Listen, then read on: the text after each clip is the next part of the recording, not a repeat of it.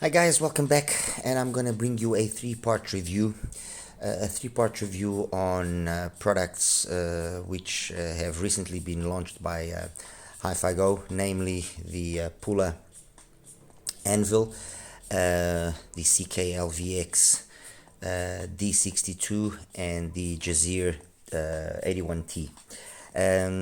I'm going to do it in parts because it's easier to first give a small overview on those particular models, and then in part 4 I'll make the comparison between the three of them and a few other IEMs that are also in basically the same price range. Anyway, let's start with Pula. Pula is a brand that has been around for a while. They have always focused mainly on being a manufacturer for other brands.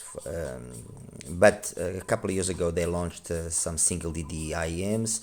I ended up reviewing some of those IEMs. One of those IEMs was an IEM that had the exact same shell as the Chapeau and Melee, which was HBB's first IEM, if I believe. The Melee came out after this particular IEM that I'm mentioning.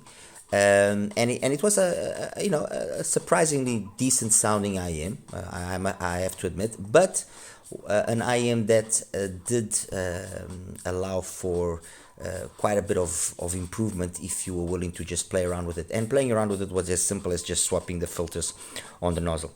And the moment you swap those filters on the nozzles, it became an absolute beast.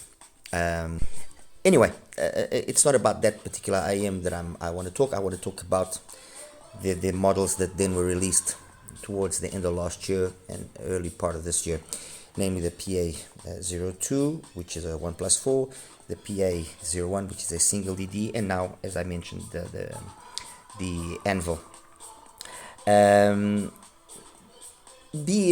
Every brand kind of has, I would say, a house sound, and the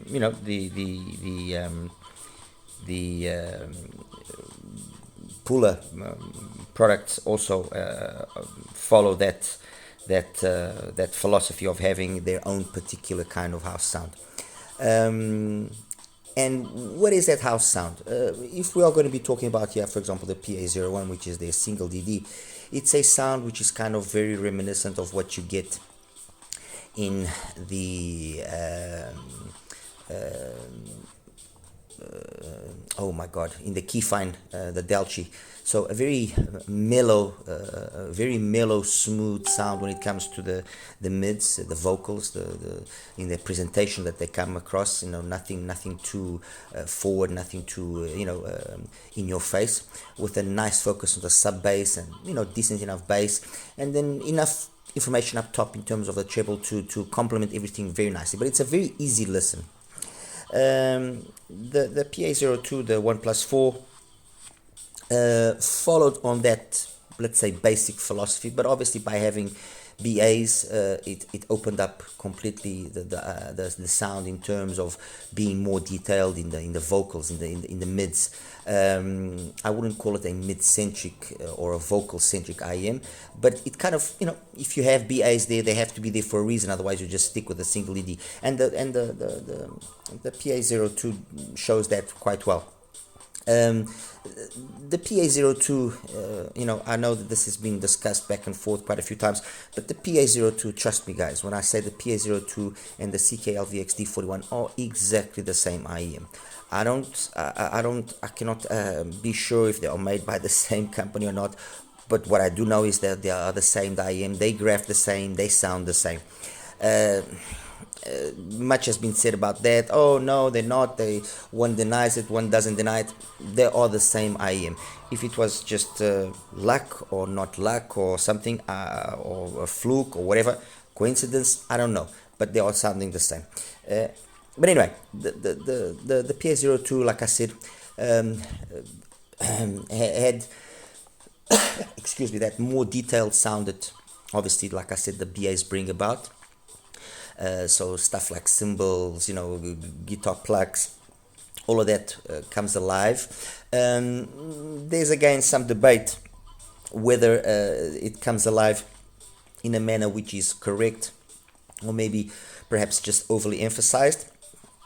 But the truth is, the PA02 is an easy to listen to IEM for the most part, with very rare exceptions in terms of songs that might maybe come across a little bit overly energetic. I don't dislike the colored sound, let's put it that way, that the PA02 has. In terms of price, the PA01 was priced at around $50, or is priced at around $50.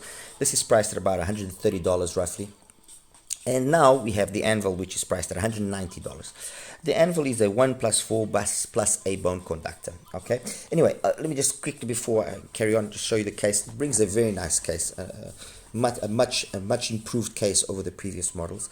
I like this large case. Yes, okay, fine, it's not pocketable, but at least it's got space for you to put everything inside here. Nice selection of tips, really nice selection of tips. The cable is modular, and the IMs themselves, again, very much like the previous two models. Very well built, solidly, it's got a nice solid resin shell, very, classy faceplate with the name on the faceplate. Nothing to be said there in terms of fit. Again, perfect, nothing to be said. But anyway, like I was saying, this is a 1+4 plus a bone conductor, and that bone conduction that's being used here is not of the same style bone conduction as what you will see in something like, for example, the Winter from BQ YZ, or the Fan 3, or countless other IEMs that use bone conduction. This is a more basic type of bone conduction, let's put it that way, but nevertheless it is doing its job, and it is working. And when you listen to the Anvil and you compare it with the previous two, especially with the 1+4, there is a marked difference in terms of the sound that the Anvil is capable of now producing and giving.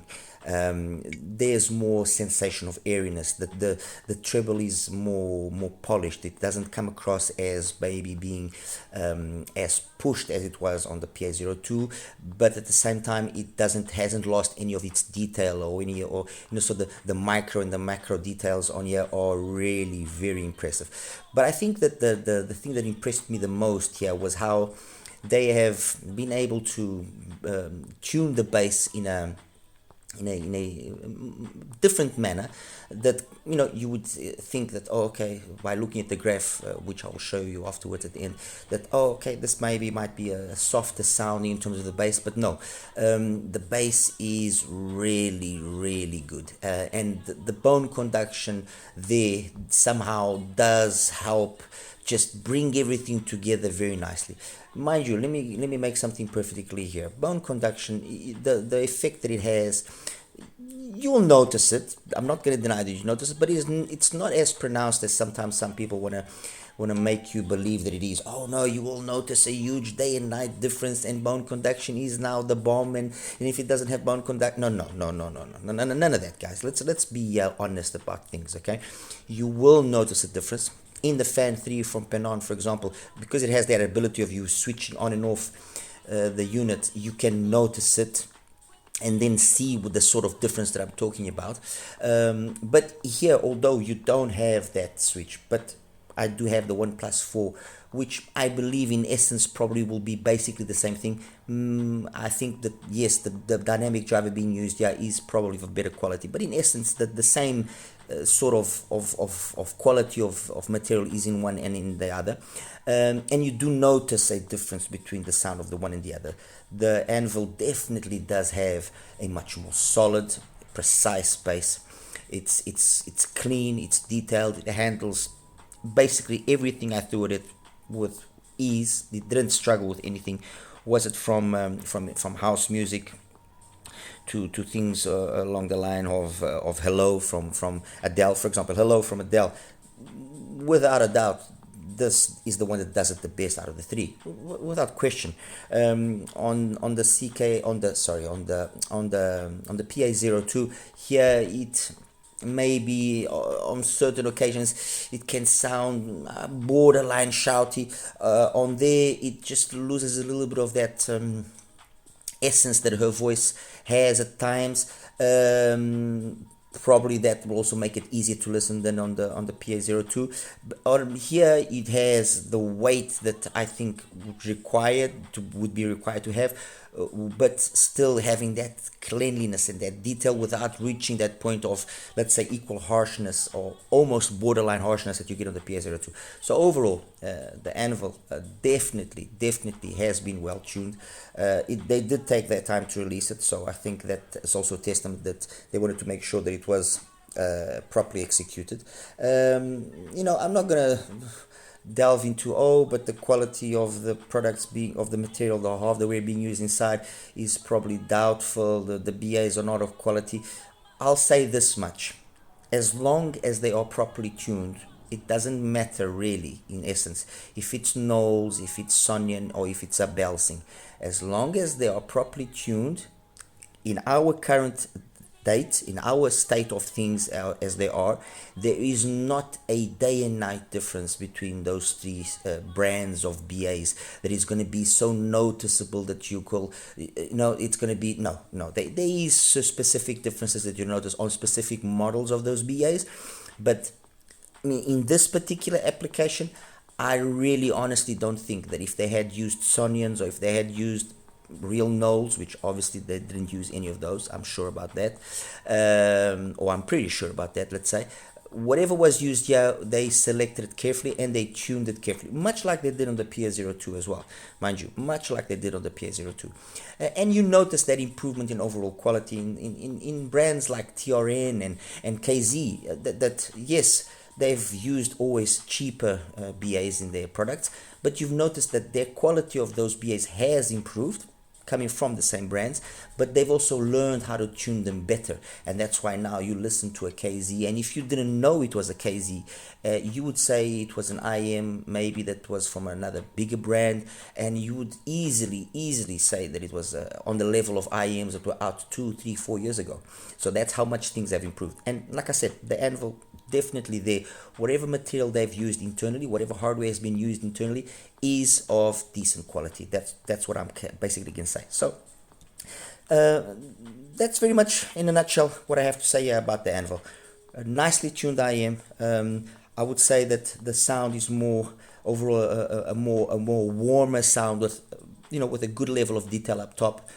Clean bass, detailed, fast. It's got nothing to be said there in the bass. Vocals again, very nicely done. Male and female vocals, very well executed. Instruments, timbre and tonality, very nice. You have a nice sensation of airiness. So in terms of its technicality, definitely you have that airiness, that sound stage feeling is definitely there. The imaging is spot on, micro and macro details spot on as well. I really cannot criticize anything. And the reality is this: for $189, you have to ask yourself, when is this going to stop? Because I've said this plenty of times, and even today I was having a conversation with a fellow friend of mine about the cost of IEMs and what is involved in the R&D and this and that. And yes, fair enough. Boutique IEMs or boutique IEMs, mainstream or more branded IEMs or more mainstream, more branded IEMs, and we will believe that there's always R&D done in a boutique IEM, more R&D than on a more mainstream IEM. But you can't expect to be paying the R&D or to cover the cost of the R&D, because when you're a boutique brand, you make things more out of passion. While when you are a branded or a mainstream brand, you make things to make money. And the reality is the level of quality that you are now obtaining from mainstream brands, like the case here of Pula, is so high that their margins are no longer, for sure, the same sort of margins that we've had in the past with some brands. And it makes you ask yourself the serious question: why would you go spend $500 or $1,000 on an IEM when most likely something like the Pula, the Anvil, and a few others will satisfy you? That's the reality, and one just has to think of it this way. Those of us that are the more, let's say, crazy aficionados of this hobby that have gone deeper down the rabbit hole, we always are kind of never happy. This has come out now, and in a month or 2 months' time, oh no, I don't know, this is no longer good enough. Some other brand comes out with two-bone conductions, and then that one is the bomb. That one is the, excuse my language, the shit. That's the one that really makes. And when you actually sit down and listen, you don't truly notice huge differences. And this is actually a test I would like to do, a blind test, and I would do it myself. And I know I would get things wrong. But this is actually a blind test I would really enjoy doing, especially with some people that are so secure of what they say. I'm positive that they would not tell the differences between many IEMs. They would not tell the differences. They want us to believe, they want themselves to believe that they can tell the differences, but they will not tell the differences, because that has happened to me. And this is I'm being as honest and as straightforward and sincere as I can be. Anyway, guys, this is the Pula, the Anvil. Like I said, solid IEM, really interesting. In part 4, when I now compare it, then obviously you guys can take more conclusions out of what I'm saying here. But top marks, definitely the best product that Pula has launched up to now. All right, guys, part 2 coming up soon.